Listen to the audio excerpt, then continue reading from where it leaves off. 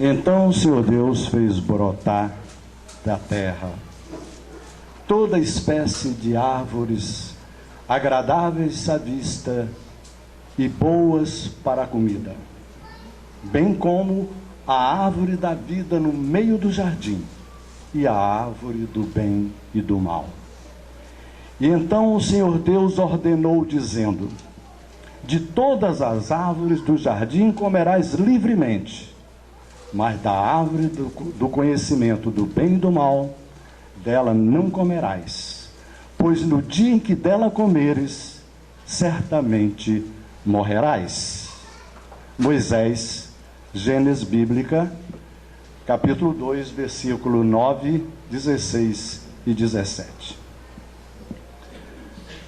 Moisés, nesses três capítulos, três versículos, que eu citei, ele dá uma versão interessante para o bem e o mal, que é o tema da nossa palestra. Veja como é que ele coloca o bem e o mal. Ele diz que no jardim, primeiro, uma coisa interessante, é uma árvore do conhecimento. E os frutos que a gente pode colher na árvore do conhecimento, o bem e o mal. Portanto, ele coloca, nós vamos discutir depois o bem e o mal na Gênesis, e já estamos vendo que ele coloca o bem ou o mal, que é o que nos interessa, fora do homem, quer dizer, não está em Deus, não está no homem, mas numa árvore que brota da terra. Consequentemente, o mal, a origem para ele, está naquela árvore que nasceu no jardim do Éden. Mas se nós refletirmos melhor sobre a proposta de Moisés, nós vamos descobrir coisas muito interessantes. Primeiro, ele coloca dois momentos, veja bem. Se comer, quer dizer, come de todas elas, mas se comer, ele dá do mal. Então ele está mostrando que naquele momento da criação, porque isso é logo após a criação do homem, naquele momento o Adão é totalmente inocente. Ou seja, ele não tem nem o bem, nem o mal. Mas ele não tem nem o bem, nem o mal, por quê? Porque ele não tem nenhuma, qual é a árvore? Nenhum conhecimento. Tá certo? E está fora dele. E se a gente observa uma outra coisa, Deus, quando ele diz que comerás, de todas as árvores, comerás livremente, mas da árvore do conhecimento do bem e do mal, dela não comerás, pois no dia em que dela comeres, certamente morrerás. Então aí está implícito o quê? A onisciência divina. Deus, claro, sabia que o homem, pelos tempos verbais, nós estamos vendo que ele já sabia que o homem ia comer, porque o homem ia buscar. E o fato daquela árvore estar ali, os frutos estarem ali, também já está dizendo que isso está no projeto dele. Certo? Ali está a árvore plantada. E mais, quando ele diz, não comerás, mas de repente, pois no dia em que dela comeres, portanto ele sabe que ele vai comer, e mais, sabe que o Adão tem o quê? O livre-arbítrio. Ele pode desobedecer a ordem de Deus, porque comerás e ele vai realmente comer. Na Gênesis, no capítulo 4, o Kardec comenta exatamente o papel da ciência na Gênesis, e ele diz que dentre todas as Gênesis, a mais próxima da verdade é a mosaica, embora todos os erros que ela traz. Só que ele diz que os erros são erros de leitura, erros da época em que o Moisés recebeu aquela mensagem, e principalmente em relação à criação material. E aí ele faz uma pergunta interessante. Bom, se Moisés trouxe uma revelação divina, então se aquilo está errado, então Deus errou. Então é que ele vai mostrar exatamente que na parte material a ciência vai gradativamente revelar tudo isso, como vem revelando, como é que a Terra foi criada, etc. E a revelação divina está na Gênesis espiritual. É lá que muita coisa dita pelo Moisés vem sendo resgatado. E agora aqui, na perspectiva da doutrina, que nós vamos fazer isso, veja, ele foi criado, diz a doutrina, o espírito simples e ignorante, sem conhecimento, está tudo aí. Está tudo aí. E mais essa concepção do bem e do mal, que nós vamos confrontar com o que diz o Kardec na Gênesis. Uma boa noite para todos, que a paz do Mestre esteja conosco. E o tema, como eu anunciei, é o bem e o mal. E se der, a gente vai chegar também ao problema do instinto e da inteligência, que são os temas principais do capítulo 3 da Gênesis, que foi proposto para o estudo da noite. Bom, o bem e o mal constitui realmente um dos temas mais discutidos e elaborados pela filosofia. Então, na filosofia e na religião. É de interesse fundamental, não há tanto para a filosofia como para a religião, é conceituar o bem e o mal. E como são muitas as reflexões, não há um consenso, principalmente em relação à origem do mal. Quem deu origem ao mal? Né? E nem também em relação ao instinto e o livre-arbítrio. Então são temas realmente pulsantes. Vamos ver primeiro, muito sinteticamente, o que a Gênesis coloca. E depois nós vamos refletir, não a partir da Gênesis, das questões sim, mas vamos refletir a partir da filosofia espírita, para a gente ver como é que fica, né, dentro da concepção filosófica da doutrina, o conceito de bem e mal e a necessidade ou não da existência de bem e mal. E um pouquinho também de instinto e inteligência. O Kardec começa então dizendo o seguinte, que se Deus é o princípio de todas as coisas, e se esse princípio é justo, inteligente, soberanamente bondoso, misericordioso, todas as qualidades e todas as perfeições em grau máximo, é claro que esse ser, Deus, mas sendo tudo esse princípio, ele é o princípio de todas as coisas, sendo esse princípio justo, inteligente, etc., não é possível que ele possa criar qualquer coisa que destoie dos seus atributos. Então, tudo que Deus criar terá que ser o quê? Super inteligente, máximo de bondade, de misericórdia, de justiça, etc. Então, consequentemente, ele descarta que Deus não é a fonte do mal. Deus não pode ter criado o mal. Bom, se Deus não criou o mal, quem criou o mal? Então ele comenta em seguida o pensamento da tradição, de uma tradição religiosa, né, que o mal seria criado por um ser votado exatamente para isso, chamado de Satanás, o Satã, o Diabo, ele tem muitos nomes, né?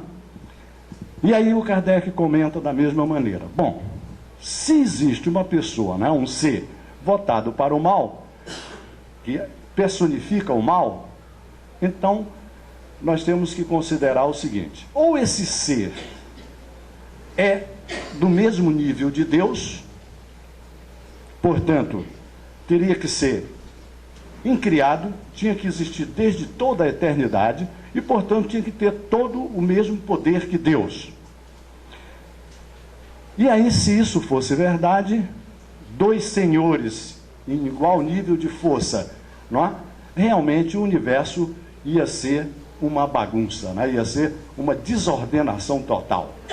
Porque nós temos isso nas ações humanas. Nós vemos que um manda, dois mandantes iguais, um faz, o outro desfaz, e realmente não há nenhum tipo de equilíbrio. Então, se existisse um ser poderoso como Deus, votado para o mal, esse ser teria que ser crime. Mas a realidade nos mostra que o equilíbrio que existe na natureza, as leis divinas que são imutáveis e perfeitas, porque tudo que sai dele é perfeito, não permite nenhum tipo de desequilíbrio. Tudo funciona.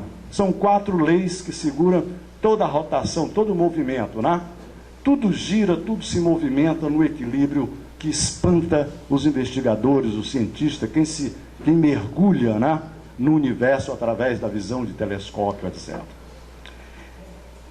A outra possibilidade, então, é que, se ele não é incriado, e se não existe desde a eternidade como Deus, então ele foi criado por Deus. Se ele foi criado por Deus, está subordinado a Deus. Consequentemente, Deus teria criado uma criatura votada eternamente para o mal. E, consequentemente, isso se choca, mais uma vez, com seus atributos. Não haveria nenhuma misericórdia, não é? Nenhuma bondade, nenhuma justiça, se Deus criasse um ser votado eternamente para o mal. Consequentemente, essa proposta também está descartada. Bom, gente, então o mal, a origem do mal está onde? Deve estar no homem. Muito bem, se está no homem, então, se nós somos criaturas divinas, então, ainda que indiretamente, Deus criou o instrumento do mal. Certo? Porque se nós somos a origem do mal, ele nos criou. E isso por quê? Porque ele não quis nos criar perfeito. Se ele tivesse criado a gente perfeito, nós nunca erraríamos e nunca praticaríamos o mal. Consequentemente, o mal não existiria. Certo?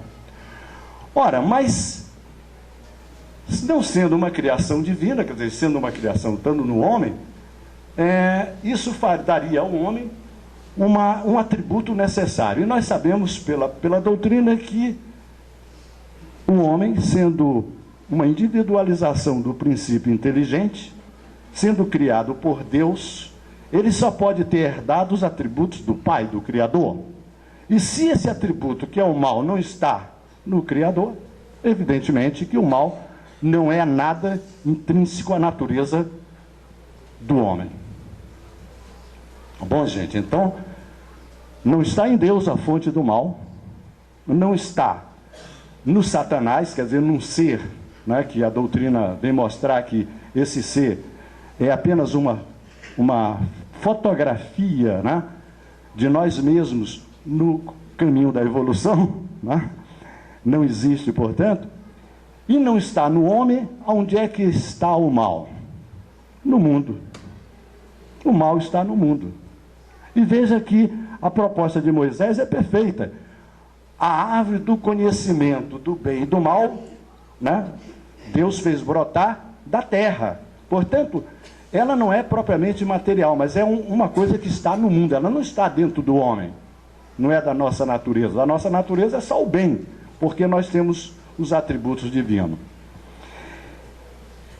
E se ele está no mundo, e tudo que está no mundo foi colocado por Deus, ou com seu consentimento, e com o objetivo de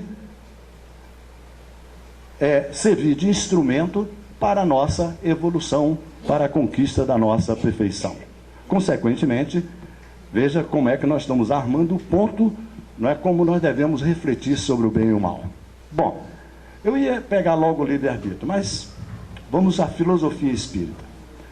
A filosofia espírita, ela nos diz o seguinte, que ao contrário da parábola de Moisés, né, que ele conta na Gênesis, que é a história de Adão e Eva, né, ao invés daquela parábola, a doutrina espírita diz o seguinte, que nós não fomos criados perfeitos. Veja, na perspectiva tradicional, Deus teria criado o homem perfeito e o homem teria caído, não é, pela desobediência. Primeiro, nós sabemos que se Deus tivesse criado o homem perfeito, ele não teria caído, porque o que é perfeito, não é? Então, ele não criou o perfeito. E dentro dessa leitura que nós acabamos de fazer da proposta de Moisés, nós estamos vendo claramente que ele criou o homem inocente, sem nada. Ele criou o homem do limo da terra, soprou em seu peito, ele tornou-se um ser vivente provido de alma, mas o conhecimento ele não tem, porque o conhecimento é uma árvore que brota, que está lá no jardim, mas que ele está distante dela porque ele ainda está proibido de chegar a ela. Embora ela esteja lá e ele vai chegar lá. Então, isso quando a doutrina diz que Deus criou não o homem perfeito, conforme essa proposta, mas criou o homem imperfeito, mas qualificado para a perfeição, ou seja, deu ao homem, no ato da criação, todos os atributos divinos que nós herdamos, esses atributos divinos que farão de nós seres perfeitos, que nos tornarão seres angelicais. Basta desenvolver esses atributos. Então, todos nós, Jesus disse isso claramente, quando Jesus disse, o reino dos céus está dentro de vós, ele disse que está dentro de nós o quê? Todos os atributos que nós devemos desenvolver para nos tornarmos anjos. Tá certo? Então, a doutrina diz isso. Ora, para que cada um, porque Deus quis então o quê? Criar-nos. Ao invés de perfeito, ele nos criou imperfeito, simples e ignorante, portanto, sem nenhum conhecimento, sem experiência, né? Mas perfectível. Então, para que cada um, ele queria que cada um fosse o artífice de sua construção, da sua perfeição, da sua angelitude. E para isso ele tinha que dar ao homem instrumentos necessários para isso. Ou, falando de acordo com a doutrina, tinha que dar ao espírito, né, a possibilidade, né, para que ele construísse a sua angelitude, ou seja, para que ele desenvolvesse os atributos divinos que herdou por direito, por ser uma individualização do princípio inteligente que emana de Deus, conforme o sopro, né, simbólico de Moisés. Ora, para isso então, segundo a filosofia espírita, né, Deus criou os mundos materiais, para que nesses mundos, encarnando, né, portanto assumindo uma forma material, os espíritos podendo interagir com a matéria, eles adquirem experiência e conhecimento. Certo? Ora, mas para que o espírito consiga habitar esses mundos, consiga evoluir, essa experiência ele precisava e construir, né, a sua própria perfeição, ele precisava de quê? Do livre-arbítrio. Certo? Porque se ele não tivesse o livre-arbítrio, ou seja, se ele não tivesse o direito de escolher, evidentemente que ele não iria ser responsável, né, pela sua construção. E para que isso acontecesse, ele tem o livre-arbítrio. Mas para que isso funcionasse, era necessário o quê? Que ele agisse pela sua vontade. E para agir, ele precisa de opções. Se você não tiver uma opção, então você não agiu, você foi coagido. E Deus não coage o espírito. O espírito é livre, ele não interfere no livre-arbítrio, ou pelo menos até o máximo da tolerância da sua paciência, não é? Mas, se nós não tivermos opções, nós não agimos, somos coagidos. Então, mundo material, encarnado, livre-arbítrio e as opções. As opções da nossa escolha. E aí está, de acordo com as nossas opções, o resultado, bem e mal. Mas, pelo seguinte, como nós fomos criados lá por Deus, então nós temos, pela nossa natureza, o bem. Quer dizer, nós sempre, o homem, de alguma maneira, a não ser quando ele ainda está muito dentro da fase materialista e, portanto, não crê em espiritualidade nenhuma e ele pratica, de certo modo, o mal por querer, mas normalmente há um arrependimento, a consciência briga. Porque, como diz a doutrina, quando Kardec pergunta aos espíritos, escuta, as leis naturais são divinas, diz claro, e elas bastam para que o homem seja feliz e não erre. Não é? Aí ele pergunta, e onde é que essas leis estão escritas? E ele diz, na consciência. Então, veja, se elas estão escritas na consciência, juntamente com nossos atributos, não é?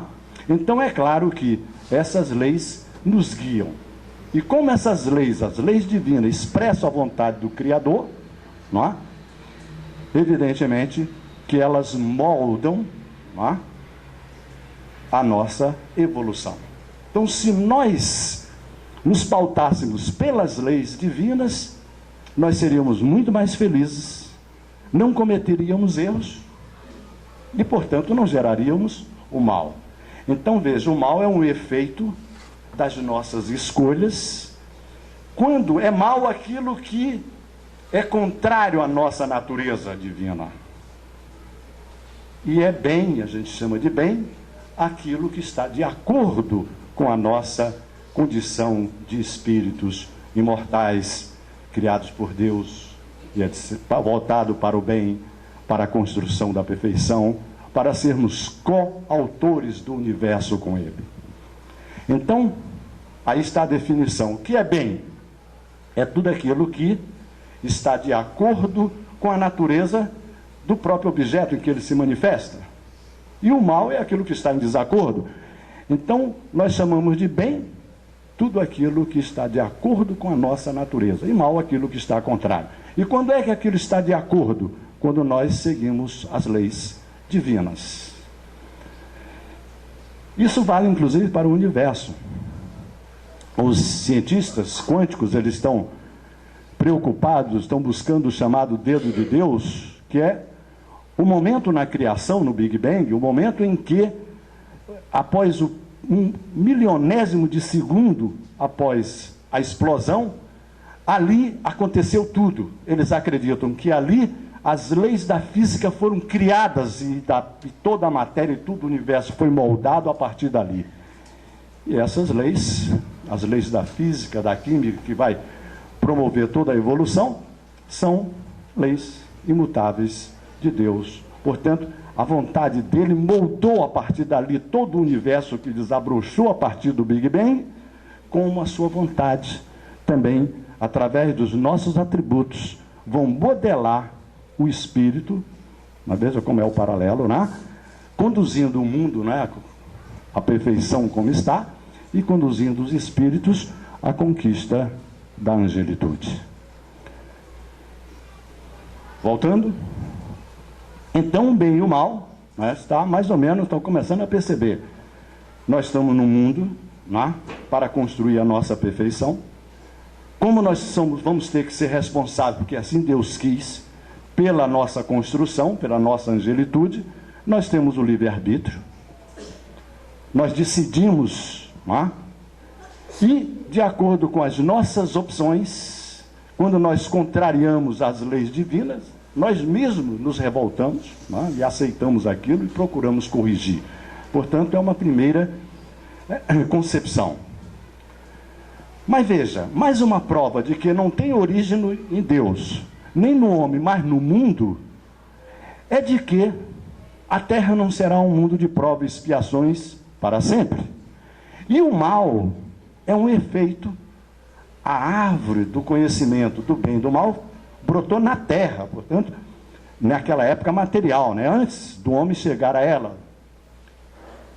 E, obviamente, quando a terra deixar de ser um mundo de provas e expiações, quando ela evoluir, e ela vai evoluir quando nós evoluirmos, a terra não é um paraíso, porque paraíso é morada de anjo, nós ainda não somos anjos, mas seremos. E quando formos anjos, a terra será um paraíso. Daí a árvore da vida, simbolizada lá por Moisés. E quando isso acontecer, o mal desaparece.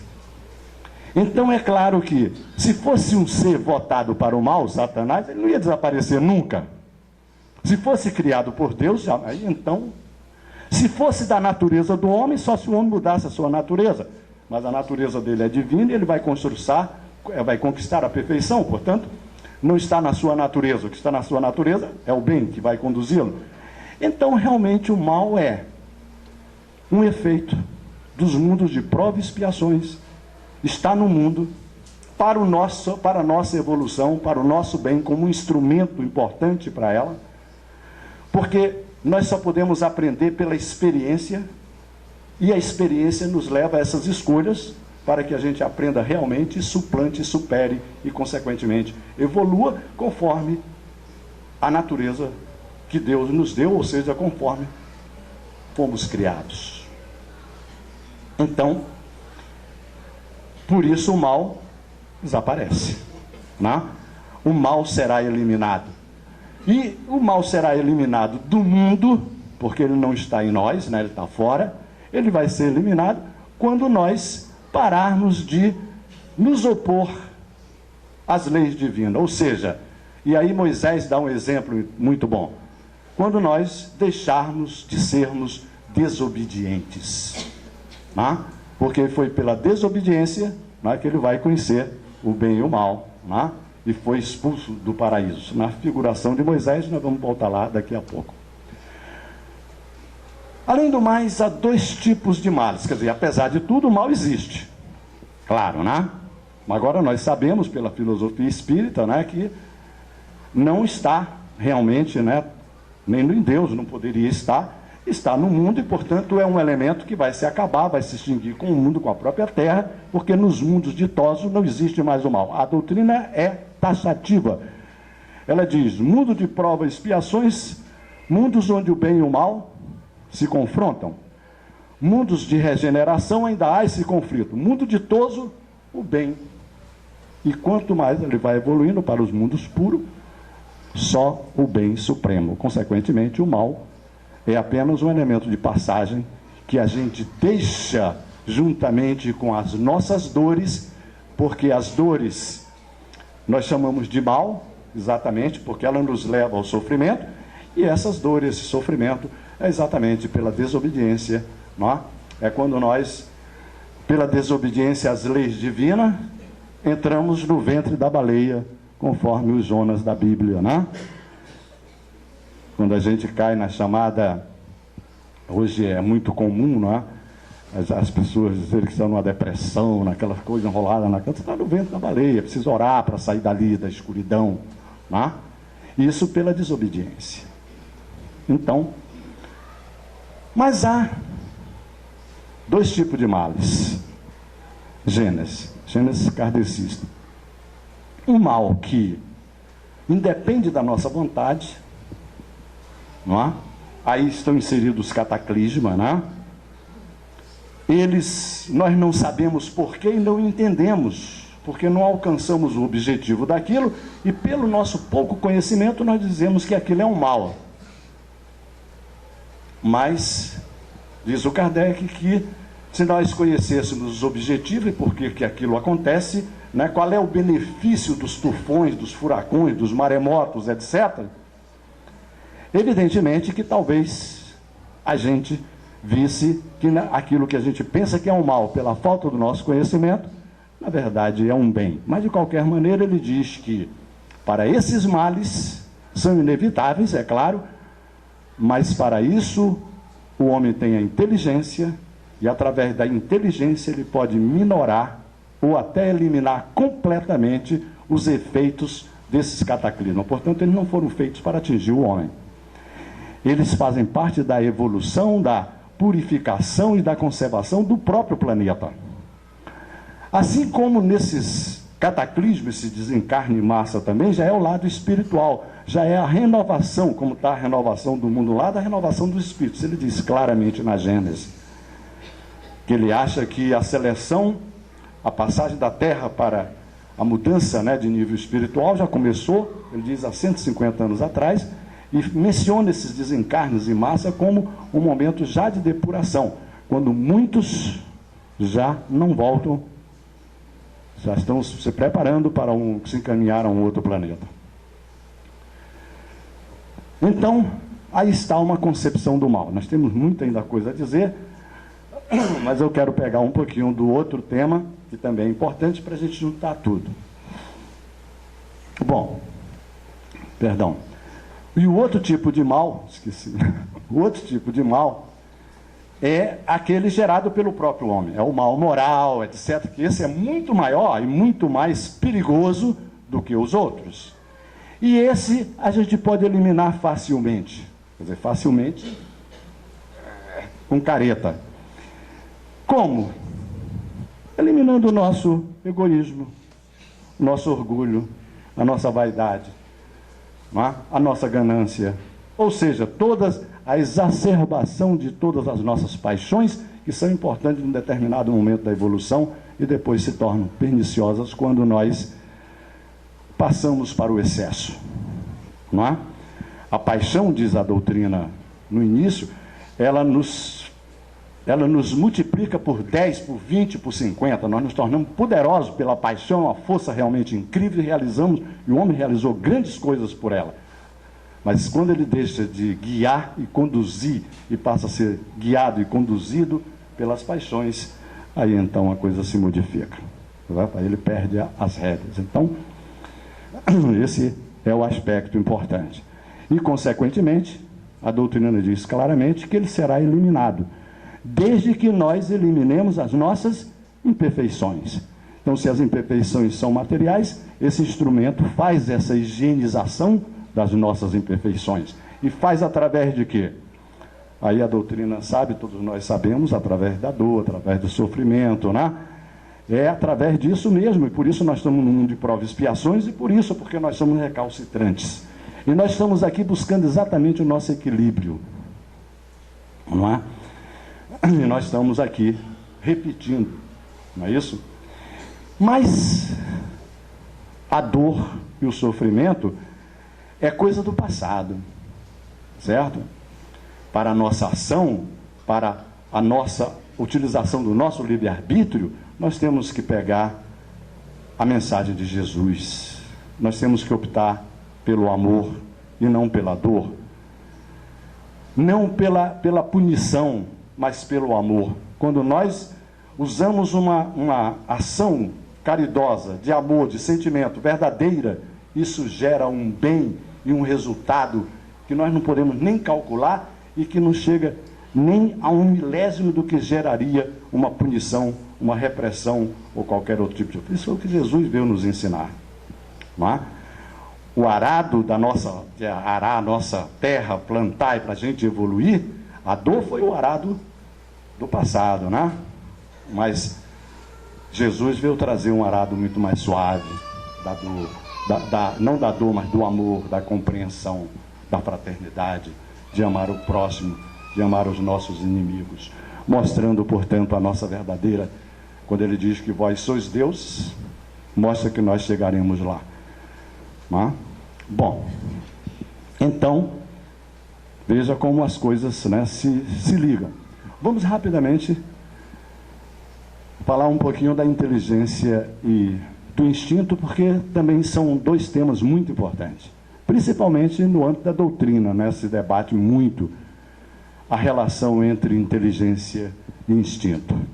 Primeiro, é saber se eles são diferentes ou se eles são iguais. Quer dizer, se o instinto emana de um princípio material e a inteligência do princípio espiritual, então são duas coisas diferentes. Kardec coloca essa teoria, mas ele rejeita, diz que ela não dá conta, né? E não dá conta por quê? Porque a gente vê o instinto e a inteligência agindo conjuntamente. O instinto é aquela força que leva os seres orgânicos a praticar atos impensados, não é? Involuntários, em defesa da preservação. E a inteligência é quando nós praticamos os atos deliberadamente, com uma reflexão, com uma intenção e com uma combinação de elementos. Então ele diz que quando nós andamos, por exemplo, um pé na frente do outro, etc., nós não estamos nem pensando nisso, isso é involuntário, isso é instintivo. Mas quando nós queremos mudar a direção, né, ou qualquer coisa, aí nós temos realmente uma reflexão, uma deliberação. E aí ele diz uma coisa interessante, ele diz assim, porque dizem também que o instinto seria uma inteligência reduzida. Aí ele diz que seria um absurdo, né, em relação aos animais, porque se os animais têm só o instinto, então significaria que os animais jamais iam evoluir. E aí ele diz, não, mas os animais não têm só o instinto, eles também têm inteligência. E isso é uma coisa muito interessante que a doutrina coloca. Quando ele diz que os animais, como nós, são individualizações do princípio inteligente. E, consequentemente, eles têm também inteligência. E o Kardec cita várias. Na revista Espírita, ele cita até o suicídio de um cão. Quer dizer, suicidou-se porque quis. Quer dizer, vai ter planejamento e vontade nisso. Quer dizer. Então, e mostra o cão, o cavalo, como os mais inteligentes que fazem.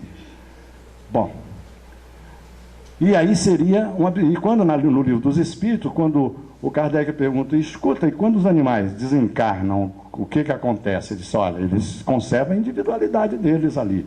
O que eles não têm é a consciência dessa individualidade, porque aí eles teriam a inteligência plena como nós. É o que nos distingue praticamente disso. Embora ele diga isso. Então, o instinto não é, portanto, nada disso não é passageiro. Então, só pode ser, diz o Kardec, é uma outra teoria, só pode ser, então, uma criação divina, quer dizer, indiretamente, ou seja, seria um instrumento da providência divina. O que é a providência divina? É o zelo que o Criador tem com a sua criatura, porque o instinto, eu digo que o instinto é um kit de sobrevivência que Deus colocou para todos nós. O instinto preserva a vida, essa é a função dela, a função dele. E veja, quando ele diz que o instinto é mais visível na infância, claro, tirando os animais, na infância. Depois, por isso a gente tem que proteger mais a criança. À medida que a inteligência vai se desenvolvendo, o instinto continua, nós não perdemos o instinto nunca. Porque, veja bem, já pensou, ele diz lá, o que seria a gente conduzir, com a nossa inteligência, conscientemente, o nosso sistema circulatório, por exemplo, nós íamos morrer, porque, veja, quando há um problema qualquer, é acionada alguma coisa que toma providência e dá tempo de a gente chegar no hospital, pelo menos. Isso é instinto. São essas ações todas. Existe em todos os seres, aqueles que não têm cérebro, aqueles que não têm mente, aqueles que têm cérebro, mente e inteligência como nós. Em todos eles. E nós não perdemos nunca essa parte automatizada. Não é?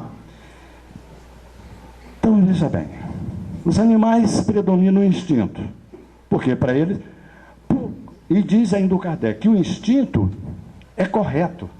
Se nós agíssemos sempre segundo o instinto, nós estaríamos sempre corretos. O instinto não erra, a inteligência erra. Por que a inteligência erra? Porque a inteligência é o instrumento, o conhecimento, o instrumento das nossas escolhas. A gente pode escolher errado, mas o instinto não erra. Aí ele diz assim, então se a gente seguisse o instinto, a gente nunca erraria, mas em compensação nunca evoluiria também.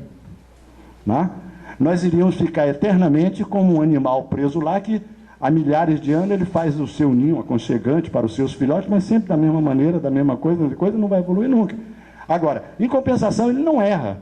Quando ele desencarna, os espíritos dizem, ele pergunta e o espírito responde, não. Ele diz assim, quando ele desencarna, ele tem consciência, erraticidade, ou ele escolhe em que bicho quer encarnar? Ele disse, não, ele não tem consciência da individualidade. Mas, em compensação, ele não tem karma nenhum, porque eles não têm nenhuma responsabilidade, porque eles agiram de acordo com o instinto que é correto. Portanto, o instinto é um instrumento da providência divina. E veja bem, no mundo primitivo, vamos lá? Veja, Deus criou o homem, voltemos ao Moisés. Deus criou o homem, o Adão está lá, já criado, no paraíso, com tudo à disposição dele, encarnado, porque quando ele diz que moldou do limo da terra e soprou no seu peito, e ele tornou-se um ser vivente provido de alma, isso é uma encarnação, um corpo moldado, o sopro divino, que é quando coloca o espírito, é a partir daí que aquele corpo se torna provido de alma. Então Adão está ali, nessa condição, mas ele está sem nenhum conhecimento, é o mundo primitivo. Nesse momento, nós só temos como os animais o instinto, é a providência divina cuidando da nossa infância. Então, na nossa evolução, Porque o livre-arbítrio, a consciência e a responsabilidade, só quando nós entramos, quando nós recebemos o selo divino, que é quando nós ganhamos a nossa individualidade de espírito, e é quando nós começamos a nossa existência nos mundos de provas e expiações. Então, nos mundos primitivos, o nosso kit de sobrevivência é o instinto. E foi com ele que nós atravessamos milhões de anos, né? Fazendo aquilo que é certo sem pensar, porque é involuntário. Claro que quando a inteligência começa, né, a se desenvolver, o instinto vai ficando só para as coisas realmente no funcionamento, a homeostase, quer dizer, na preservação somente das condições de vida. Quando há uma ameaça dessa condição, dessa estabilidade, a gente recebe um aviso pela dor, que nos leva a procurar, né, uma solução, e quando tudo está bem, a gente recebe, né, um estímulo de conforto, que mostra que a gente está saudável, estou ótimo, etc. Vamos lá? Então, esse é o instinto. Então, o instinto é esse kit, que nós precisamos dele, e foi muito importante, e continua sendo, nós não vamos perder nunca, porque é um kit de sobrevivência, que está ali, impensado, pronto para usar em qualquer momento. Não é? E que nós dispomos dele, independente de pensar em fazer alguma coisa, não, já faz aquilo instantaneamente.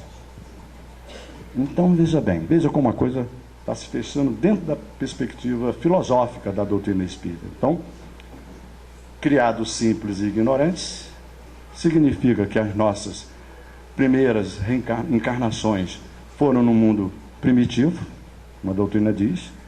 Nesse mundo primitivo, nós éramos bem animalizados, mas éramos justos e corretos, porque agíamos só segundo o nosso instinto, e só tratávamos das coisas que preservavam a nossa vida, porque assim Deus quis e nos deu esse kit, né, de sobrevivência. Na medida que nós evoluímos, quando conseguimos, que a doutrina diz, né, que o Kardec diz, inclusive, que na Gênesis, que ele não vai se interessar em saber qual é a origem do espírito, como é que o espírito foi criado mesmo. Ele já pega o espírito quando ele ganha o selo divino, que é quando ele ganha o livre-arbítrio, né? Quando ele começa a assumir responsabilidade pelas suas escolhas. Não é? E deixa para lá essa parte, mesmo porque a doutrina diz que a nossa humanização nós não fizemos na Terra, fizemos em outros planetas.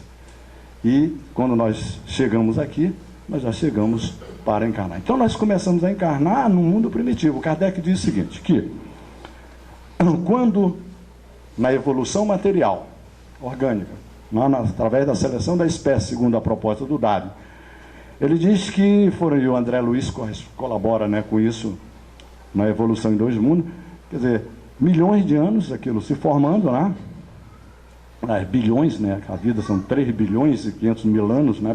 Do início até nós, aquilo se formando. Aí ele diz que quando chegou um momento em que havia um corpo capaz de receber um espírito, ou seja, habitável por um espírito, portanto já aparelhado para fala, para todos os atos que o espírito precisa para conseguir obter a sua experiência e iniciar a sua evolução, aí ele diz que o primeiro espírito encarnou. E quando esse espírito encarnou, ele diz, porque ele está respondendo uma pergunta que fizeram para ele em relação à teoria do Darwin, né? Vocês sabem que o Livro dos Espíritos, né, é de 1857 e a teoria do Darwin de 1859.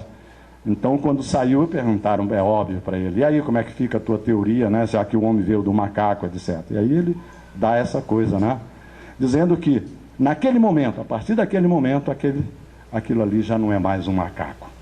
Mas ainda é as primeiras encarnações, é o momento em que nós somos ainda sem conhecimento, é o momento em que nós ensaiamos a nossa evolução, é um mundo primitivo ainda, e nós temos a preponderância do livre-arbítrio, por isso é que a gente vai ficar, olha, ele diz que quando o animal desencarna, os espíritos lá pegam e escolhe qual é o animal e faz a reencarnação dele, porque ele não tendo consciência da sua individualidade, ele não procura, não atua nada disso.